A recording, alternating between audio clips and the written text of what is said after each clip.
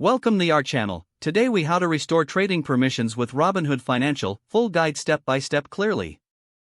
To restore trading permissions with Robinhood Financial, begin by opening the Robinhood app on your mobile device or visiting the Robinhood website on your computer. Log into your account using your credentials. Once logged in, navigate to the account settings. In the settings menu, look for the account section. Select trading permissions from the options available. Here, you will see your current trading permissions and the status of your account.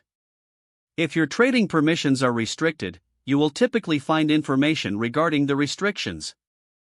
Review any messages or notifications related to your trading permissions.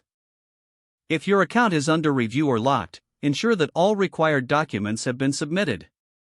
Follow any prompts to submit additional information or documents if necessary. If you have recently missed a margin payment or have a negative balance, resolve those issues promptly. You may need to clear up any outstanding debts or violations to restore your access. After addressing any outstanding issues, wait for a confirmation from Robinhood regarding the status of your trading permissions. You may also consider reaching out to Robinhood's customer support for assistance. To do this, navigate to the Help section in the account settings. Choose the appropriate options to contact support via chat or email. Be sure to provide them with all relevant information about your account and the issues you're facing. Once the review is complete, Robinhood will notify you of any changes to your trading permissions.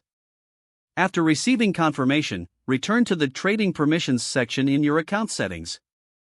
Verify that your trading permissions have been restored successfully. You can now proceed to trade as per your account capabilities. If the page does not load, refresh the browser or try again in a private or incognito window. Make sure you are using the correct email address, then retype it carefully to avoid small typos.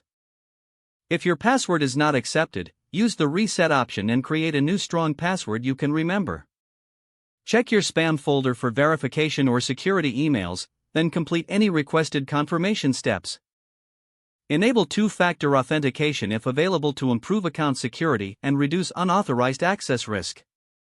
After signing in, review your profile details so your contact information and settings are accurate and current. If you see an error message, note it down and try again after restarting your device and internet connection.